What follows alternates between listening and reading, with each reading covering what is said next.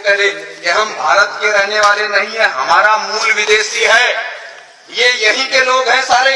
अगर ये मजबूत हो गए तो कभी भी हमें यहाँ से हटा सकते हैं, क्योंकि हमने अंग्रेजों को यही कहकर के हटाया है कि अंग्रेज विदेशी है, इसलिए विदेशी अंग्रेजों वापस जाओ।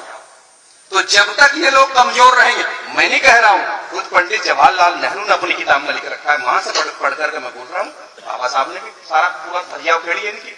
इसके अलावा एक किताब लिखी महापंडित राहुल साकरदेन, ब्राह्मण, बहुत बड़ा विद्वान था, उसने लिखी ओल्गा टू गंगा। ओल्गा नदी रूस में, गंगा नदी भारत में। उस किताब में पूरा वृत्तांत है, पूरे डायलॉग है, उसके अंदर प्रमाण दिए गए, लिखा गया। उसमें क्या लिखा कि किस तरह से आर्य ओल्गा नदी के तट से चलकर गंगा नदी के तट तक कैसे कैसे पहुंचे, उसमें लिखा हुआ है। ऋग्वेद के अंदर, ऋग्वेद भारत की सबसे प्राचीन किताब है, जिसे ब्राह्मणों के बाप ब्रह्मा ने लिखा है। उस किताब के अंदर लिखा हुआ है, हमारे बड़ों का नाम लिखा है राक्षस, असुर, दानव, दैत्य, दैत्य, बंदर, गधा, कौवा, और ब्राह्मणों ने अपना नाम लिखा उसमें देवता, हंस। ठीक है ना, अपने ये इतिहास नाम बदल के इतिहास लिख रखा है। कभी आप किसी मुकालते में पढ़ लो ऋग्वेद, उससे प्राचीन किताब नहीं है भारत में। सबसे प्राचीन किताब ऋग्वेद है भारत की। उसके बाद फिर 3 वेद लिखे गए, उसके बाद उपनिषद लिखे गए, उसके बाद रामायण और महाभारत आई, उसके बाद भागवत गीता आई, और भागवत गीता के आने के बाद ही हमें भारत में चमार बनाया गया। उससे पहले केवल 4 वर्ण थे, ब्राह्मण, क्षत्रिय, वैश्य और शूद्र, 4 वर्ण थे। जाति बाद में बनी। इसलिए सम्मानित भाइयों, युद्ध में तो हम जीत गए, युद्ध में तो हम लोग जीत गए, लेकिन वो जो आर्य थे उनके 3 नेता थे। एक का नाम था ब्रह्मा, दूसरा विष्णु और तीसरा महेश। उन्होंने मीटिंग की, और मीटिंग करके उन्होंने कहा कि युद्ध लड़कर हम इनके साथ कभी नहीं जीत सकते, इनके साथ मिल करके छल कपट करेंगे, तभी जाकर के हम इस देश पर कब्जा कर सकते हैं। उनके खुद के देश में अकाल पड़ गया था। अकाल किसको कहते हैं? अगर आज बारिश शुरू हो जाए और 3 महीने तक बारिश पड़ती रहे शुक्र ताल के आसपास, तो यही अकाल है, खाने पीने की चीजें खत्म। तो उनके देश में अकाल पड़ गया, औरतें, आदमी, बच्चे सब मरने लगे। तो वो भारत की तरफ चले, उन्हें पता था कि इस देश से सीधा आदमी कहीं का नहीं। इसलिए सम्मानित भाइयों, उन्होंने कहा कि भाई इनके साथ मिलकर होगा काम, ऐसे नहीं चलने का। तो वो लगभग 5-6 हजार लोग आए थे घोड़ों पर बैठ करके, और उनके साथ मुश्किल से 40-50 लड़कियां थी, और उन लड़कियों में सबसे सुंदर लड़की थी पार्वती।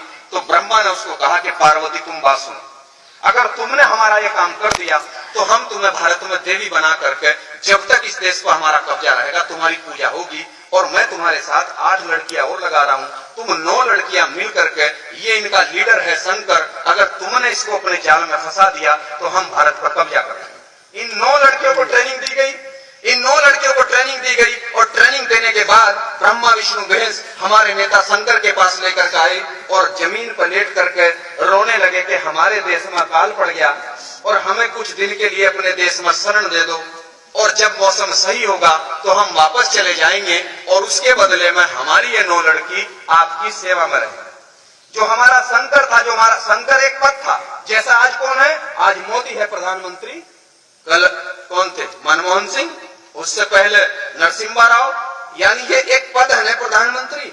तो उस समय हमारा द्रविड़ संस्कृति में, सिंधु घाटी की सभ्यता में हमारा एक पद था शंकर। शंकर कोई एक आदमी था, हमने वो नेता चुन रखा था अपना, वो था। अगर दिक्कत होगी तो फिर दूसरा बना लेते थे।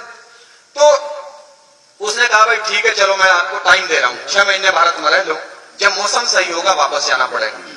तो वो जो 9 लड़कियां थी, वो घूमने के बहाने सिंधु घाटी के बॉर्डर से हटाकर, उन्हें अफगानिस्तान से हटाकर चीन के बॉर्डर की तरफ लेकर आई घूमने के बहाने, और उन्होंने यही हमारे पड़ोस में सारा काम हुआ। इस शहर का नाम भी लिखा महाभारत कालीन, क्योंकि कहीं आसमान में महाभारत नहीं है, सब यहीं की कहानियां हैं। हमें गुलाम यहीं आपके बराबर में बैठकर बनाया गया। चीन के बॉर्डर से पहले है हरिद्वार, और हरिद्वार के नीचे है कनखल, उसी का एक छोटा सा कस्बा, उस समय गांव रहा होगा कभी।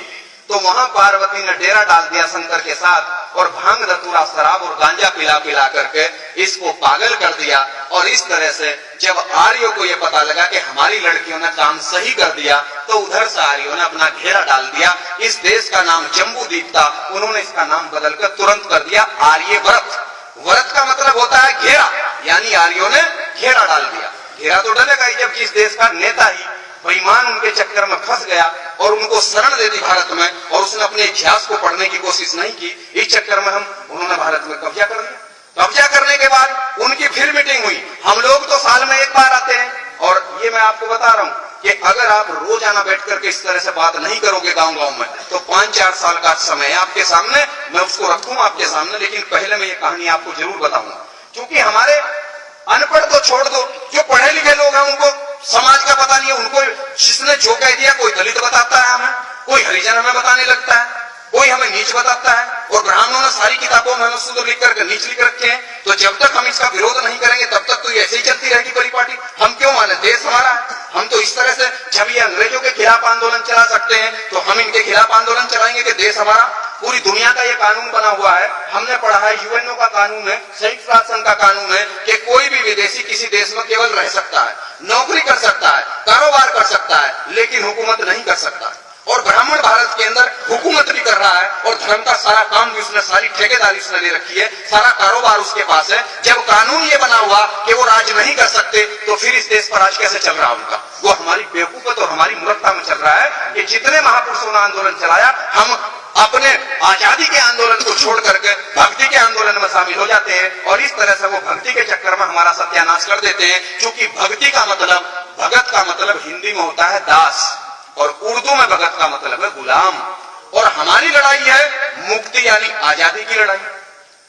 ये जो भक्त शब्द है और भक्ति है, ये तो ब्राह्मणों का शब्द है। अगर गुरु रविदास जी की जिस किताब में ब्राह्मणों की मिलावट ना हो, एक भी किताब आप मुझे ऐसी दिखा दें जिसका कोई राइटर ब्राह्मण ना हो, तो मैं आपका गुलाम बनने को तैयार हूं। क्योंकि मेरे भाइयों, उनका आंदोलन मुक्ति का आंदोलन था, आजादी का आंदोलन था।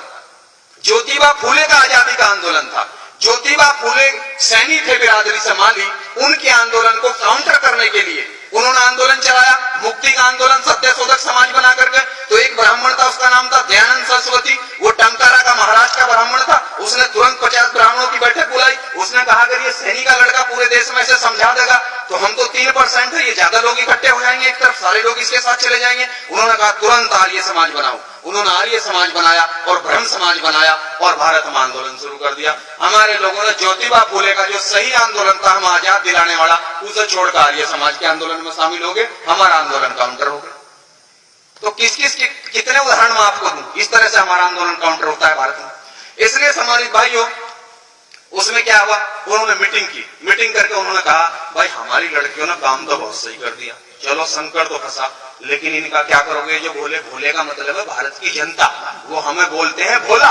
वो हमें भोला इसलिए बोलते हैं कि हम इतने भोले हैं कि 5000 साल से हमारा सत्यानाश कौन कर रहा, हमें आज तक यही पता नहीं कि हमारा सत्यानाश कौन कर रहा। हम भगवान को कह रहे हैं कि मेरी तो किस्मत बहुत गलत लिखी। अरे कोई भगवान हमारी किस्मत खराब नहीं कर रहा, हमारी किस्मत तो इन्होंने खराब कर रखी है, समझिए ना। इसलिए वो हमें भोला बोल रहे हैं, वो तो सही बोल रहे हैं। एक बार हम एक मंदिर में गए तो हमने कहा भाई, अब हम जानते थे इसको, मगर पंडित जी ये बताओ, ये जो शंकर भगवान की मूर्ति है, इसके माथे में भी एक आंख है, ये क्या है? कहने के बच्चा इसे मत पूछो। आज क्यों नहीं बताओ मगर इसके बारे में? कहने लगे अगर भोले ने आंख खोल ली तो धरती पर परले आ जाएगी। परले, अगर इसकी संधि विच्छेद करो इस शब्द की, तो पर का मतलब होता है पराई और लय का मतलब होता है व्यवस्था। यानी अब उनकी व्यवस्था इस देश में, तो ये व्यवस्था पराई हो जाएगी। और अगर भोले ने आंख खोल ली तो व्यवस्था तख्ता पलट हो जाएगा, परले आ जाएगी। तो इसका मतलब क्या? भोले कौन है? हम। और यहाँ क्या होता है? दिमाग, बुद्धि। तो उनको ये डर है कि जिस दिन इन भोलों की बुद्धि खुलगी कि हमने इनका सत्यानाश कर रखा, तो ये भारत में आंदोलन खड़ा करके हमें भगा सकते हैं। इसलिए उनके संकेत हैं, उनके संकेत हैं। जितने देवी देवता और जितने उनके सारे देवता हैं, किसी के गले में सांप भी है शंकर के अलावा, शंकर के गले में सांप है, ताकि ब्राह्मण का बच्चा भी पहचान ले, अच्छा सांप। सांप क्या?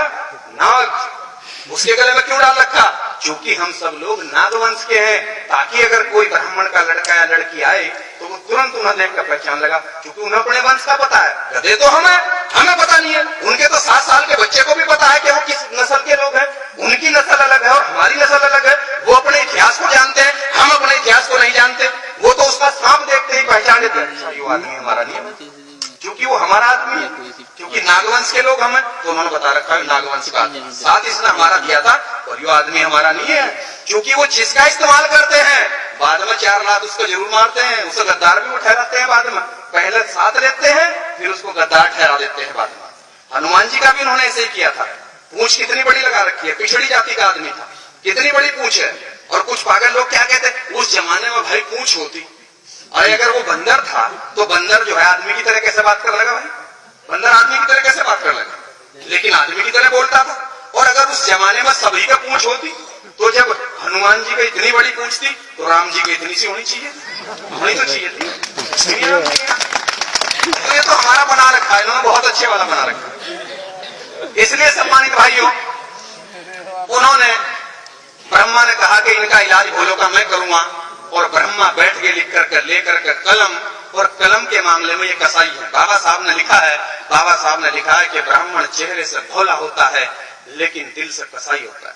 और जब वो कलम उठाता है, अंग्रेजों ने भी लिखा है, W.B. जॉर्ज अंग्रेज ने लिखा है कि जब ब्राह्मण कलम उठाता है तो वो उससे लोगों को अधिकार वंचित करता है, वो सबको अधिकार से महरूम करता है, वो किसी को अधिकार नहीं देना चाहता, अधिकार वो अपने पास रखना चाहता है, बाकी सबको वो गुलाम बनाकर रखना चाहता है। जब भी वो कलम उठाता है तो ब्रह्मा ने कलम उठाई और कलम उठा करके उसने लिखा ऋग्वेद, और ऋग्वेद लिख करके उसने कहा पूरे देश में ढूंढी पिटी कि भाई यह किताब भगवान ने लिखी है। अब भगवान कौन, हम समझ रहे कि भगवान ब्रह्मा उनका बाप था, उनका नेता था, जैसा हमारा नेता शंकर था उनका नेता वो था। कि भाई ये उसने भगवान ने किताब लिख दी, और इस किताब में जो लिख दिया जो सबको मानना पड़ेगा। अब उस किताब में उन्होंने क्या लिखा, उसमें उन्होंने लिखा पहले नंबर पर ब्राह्मण होगा और इसका काम पढ़ना और पढ़ाना होगा, दूसरे नंबर पर क्षत्रिय होगा, इसका काम हथियार रखना होगा और देश पर राज करना होगा, तीसरे नंबर पर वैश्य होगा, भारत की सारी जमीनें इसकी होंगी, जमीनें हमारी थी, जमीनें सारी बनियों को दे दी। अगर इस देश में अंग्रेज ना आते, मुगल ना आते और बाबा साहब संविधान न लिखते तो चाहे जाट हो या गुजर हो या कोई हो, 1 इंच जमीन किसी के पास नहीं थी, सारी जमीनें ऋग्वेद लिख करके बनियों को दे दी गई थी। गांव के गांव, अब से 300 साल पहले गांव के गांव बनियों के होते थे। और जो पुराना आदमी यहाँ बैठा होगा, जिनको थोड़ी सी भी समझदारी होगी, उनको पता होगा कि ये तो आजादी से पहले तक सारा का सारा जमीनें तो बनियों के हाथ में थी, जबकि जमीनें हमारी थी सारी। इसलिए सम्मानित भाइयों, उन्होंने तीनों ने काम ले लिया, एक ने पढ़ने लिखने का काम ले लिया, एक ने राज करना ले लिया, और एक ने सारा कारोबार ले लिया। और जो हम इस देश के असली मालिक थे, जिन्हें वो भोला कहते हैं,